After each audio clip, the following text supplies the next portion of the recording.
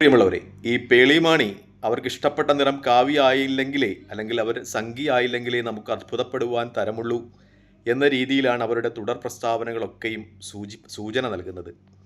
പ്രത്യേകിച്ചും കഴിഞ്ഞ ദിവസങ്ങളിൽ പേളിമാണിയുടെ ഒരു പ്രസ്താവന കേരളമാകമാനം ചർച്ചയായിരുന്നു. അവർ സോഷ്യൽ മീഡിയയിലോ മറ്റോ കുറിച്ചൊരു പ്രസ്താവനയിൽ ജന്തർ മന്ദറിൽ സമരം ചെയ്യുന്ന വിദ്യാർത്ഥികളോട് അവരുടെ പ്രസ്താവനയിൽ കൂടി ആവശ്യപ്പെടുന്നുണ്ട്, മറ്റെന്തിനേക്കാളും വലുതാണ് സ്വന്തം ജീവൻ, അതുകൊണ്ട് വീട്ടിലേക്ക് പൊക്കൊള്ളൂ എന്ന രീതിയിൽ വിദ്യാർത്ഥികളോട് അവർ അഭ്യർത്ഥിക്കുന്ന അല്ലെങ്കിൽ ആവശ്യപ്പെടുന്ന രീതിയിലുള്ള ഒരു പ്രസ്താവന മാധ്യമങ്ങൾ ചർച്ച ചെയ്തിരുന്നു. പക്ഷേ തുടർന്നുള്ള അവരുടെ പ്രസ്താവനകളൊക്കെയും സൂചിപ്പിക്കുന്നത് അവർക്കൊരു സംഖ്യയാകുവാനേ കഴിയൂ എന്നാണ്. ഇന്നലെ അവരുടെ മറ്റൊരു പ്രസ്താവന വന്നിരിക്കുന്നു. അത് മലയാളത്തിൻ്റെ ഇതിഹാസ സംവിധായകന്മാരിൽ ഒരാളായ സിബി മലയിലിനെ കുറിച്ചാണ്. അതും തെറ്റിദ്ധാരണ മൂലമാണ്. കാരണം ഇവരുടെ പ്രസ്താവന, വിദ്യാർത്ഥികളോട് വീട്ടിൽ പോകണമെന്ന് ആവശ്യപ്പെട്ടുകൊണ്ടുള്ള പ്രസ്താവന സംസ്ഥാനത്തിൻ്റെ വിവിധ ഭാഗങ്ങളിൽ നിന്ന് പ്രതിഷേധം വിളിച്ചു വരുത്തിയിരുന്നു. ചിലരൊക്കെ ഇന്ത്യയിലെ സ്വാതന്ത്ര്യ സമരത്തിൽ പങ്കെടുക്കുന്ന ആളുകളൊക്കെ വീട്ടിൽ ഇരുന്ന് ഇങ്ങനെ ആഹാരമൊക്കെ കഴിച്ച് ഫുഡ് അടിച്ചുകൊണ്ടിരുന്നെങ്കിൽ പേളിമാണി ഉൾപ്പെടുന്ന ഈ പുതിയ തലമുറയ്ക്ക് സ്വാതന്ത്ര്യം ആസ്വദിക്കുവാൻ കഴിയുമായിരുന്നില്ല. അതുപോലെ ഒരു ചരിത്ര ദൗത്യമാണ് വിദ്യാർത്ഥികൾ ഏറ്റെടുത്തിരിക്കുന്നത്. കാരണം അവരുടെ ചോദ്യപേപ്പർ ചോദ്യം ചെയ്യപ്പെട്ടു, വ്യവസ്ഥിതി അതിനോട് പ്രതികരിക്കുന്നില്ല. അതിൻ്റെ ഭാഗമായാണ് ഒരു സമരരംഗത്തേക്ക് ഇറങ്ങിയത് എന്ന രീതിയിലുള്ള പ്രതികരണങ്ങളൊക്കെ ഉണ്ടായിരുന്നു. എന്തായാലും പേളിമാണി അതിന് വ്യത്യസ്തങ്ങളായ ചില അഭിപ്രായങ്ങൾ അവരുടെ സോഷ്യൽ മീഡിയ പേജിലൂടെ രേഖപ്പെടുത്തി. ചിലപ്പോൾ അവർ തൻ്റെ ഇഷ്ടനിറം കാവിയാണ് എന്ന രീതിയിലുള്ള പോസ്റ്റുകളുമായി രംഗത്ത് വന്നു. പിന്നീട് അത് ഡിലീറ്റ് ചെയ്യുന്ന രീതിയിലുള്ള രംഗങ്ങളുമായിട്ടൊക്കെ രംഗത്ത് വന്നു. അപ്പോൾ അതിനെ വിമർശിച്ചുകൊണ്ട്, അവരുടെ നിലപാടിനെ വിമർശിച്ചുകൊണ്ട് സിബി മലയിലിൻ്റെ മകൻ അദ്ദേഹം സോഷ്യൽ മീഡിയയിലോ മറ്റോ നടത്തിയ ഒരു പ്രസ്താവന, അതിനെ വിമർശിച്ചുകൊണ്ടാണ് അത് സിബി മലയിലാണ് നടത്തിയത് എന്ന രീതിയിലാണ് ഈ പേളിമാണിയുടെ ഒരു പ്രസ്താവന ഉണ്ടായിരിക്കുന്നത്. മലയാളത്തിൻ്റെ ഇതിഹാസ തുല്യനായ സംവിധായകനെ പരാജയപ്പെട്ട ഒരു സംവിധായകൻ എന്ന് പേളിമാണി വിളിച്ചിരിക്കുന്നു. അതായത് ശരാശരി സംഘികളെപ്പോലെ തന്നെ അവർ നിലനിൽക്കുന്ന മേഖല എന്ന് പറയുന്ന സിനിമയാണ്. രാഷ്ട്രീയത്തിൽ അവർക്കൊട്ടും ബോധമില്ല.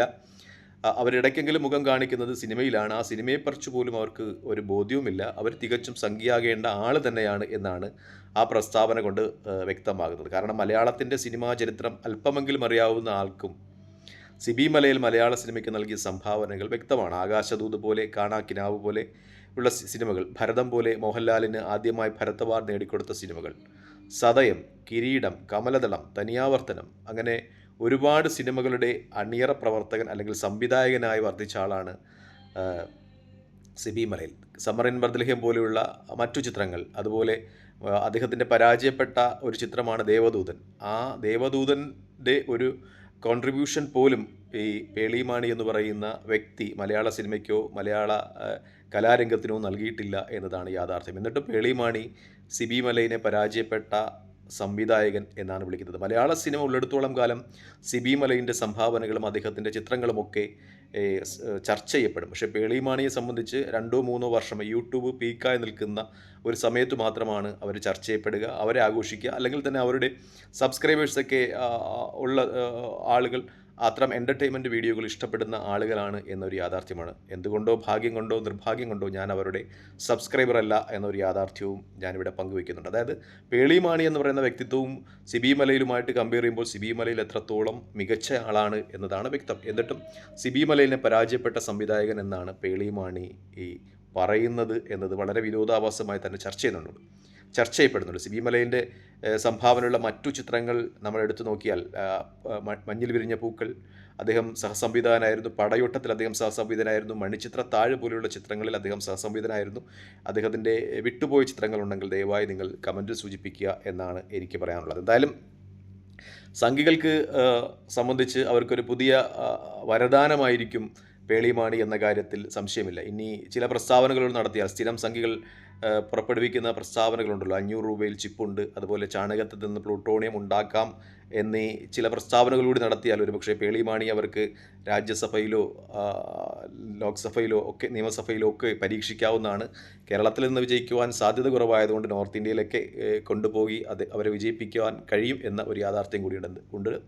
സാധാരണ സംഖ്യകളെപ്പോലെ തന്നെ പ്രവർത്തന മേഖലയിൽ മാത്രമല്ല, രാഷ്ട്രീയ ബോധ്യം ഇല്ല എന്നതിനപ്പുറം സിനിമയെക്കുറിച്ച് താൻ വല്ലപ്പോഴും കൂടി മുഖം കാണിക്കുന്ന സിനിമയെക്കുറിച്ച് കൂടി അവർക്ക് ബോധമില്ല എന്ന് വ്യക്തമാക്കുന്നതാണ് അവരുടെ പ്രസ്താവനകൾ എന്നതാണ് യാഥാർത്ഥ്യം. എന്തായാലും ജന്തർ മന്ദർ വിദ്യാർത്ഥി സമരം അതിൻ്റെ പൂർണ്ണ വിജയം ഉൾക്കൊള്ളുന്ന ഒരു സന്ദർഭമാണ് ഇത് എന്ന രീതിയിൽ മാധ്യമങ്ങൾ ചർച്ച നടത്തുന്നുണ്ട്. അത് ഇന്ത്യൻ ജനാധിപത്യത്തിൻ്റെ പുതിയ രീതിയിലേക്കുള്ള ഒരു പോക്കിന് നിദാനമാകും എന്ന രീതിയിലുള്ള ചർച്ചകൾ വരുന്നുണ്ട്.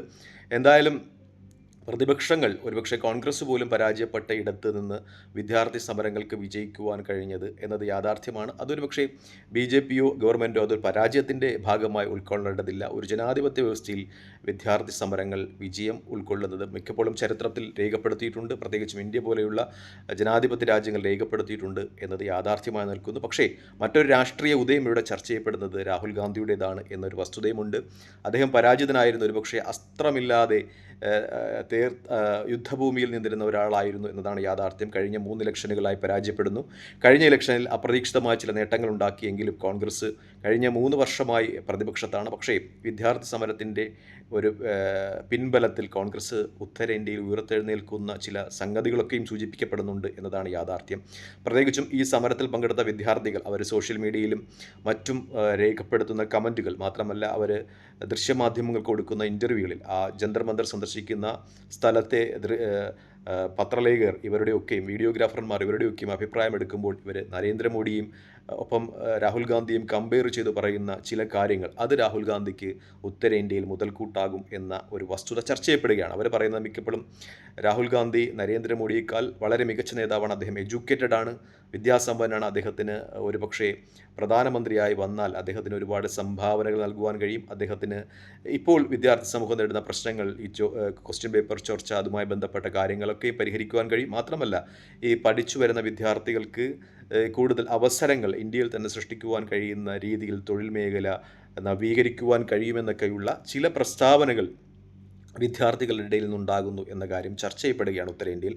അതൊരു പക്ഷേ രാഹുൽ ഗാന്ധിക്ക് കൂടുതൽ ഗ്രാഫ് നേടിക്കൊടുക്കും എന്ന ഒരു വസ്തുത കൂടി ഈ അവസരത്തിൽ മാധ്യമ റിപ്പോർട്ടുകളിലൂടെ നമുക്ക് മനസ്സിലാകുന്നുണ്ട്. അതായത് ഉത്തരേന്ത്യയിൽ ഒരു നരേന്ദ്രമോദി അനുകൂലമായി നിന്ന ഒരു ഹീറോയിസം, അല്ലെങ്കിൽ ഉത്തരേന്ത്യയിലെ ആളുകളൊക്കെ നമ്മൾക്കറിയാം, മിക്കപ്പോഴും പല സ്ഥലങ്ങളിലും വെച്ച് ഉത്തരേന്ത്യയിലെ ആളുകളെ നമ്മൾ കണ്ടുമുട്ടുമ്പോൾ അവർ നരേന്ദ്രമോദിക്ക് ഒരു ഹീറോയിസം ചാർത്തി കൊടുക്കുമായിരുന്നു.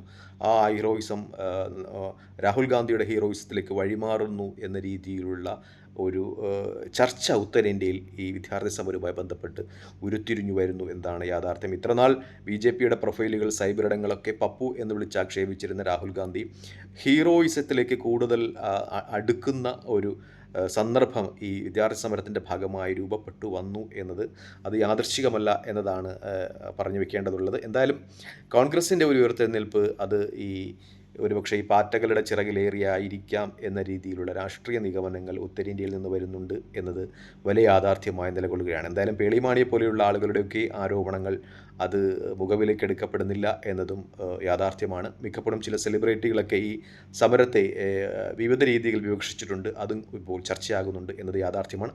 തൽക്കാലം ഈ വീഡിയോ ഇവിടെ വാങ്ങിയാണ്. മറ്റു വീഡിയോ കാണുന്നവരെ നന്ദി, നമസ്കാരം, ജയ് ഹിന്ദ്. വീഡിയോ ഇഷ്ടപ്പെടുന്ന ലൈക്ക് ചെയ്യുക, ഷെയർ ചെയ്യുക, കമൻറ്റ് ചെയ്യുക. മറ്റു വീഡിയോ കാണുന്നവരെ ജയ് ഹിന്ദ്.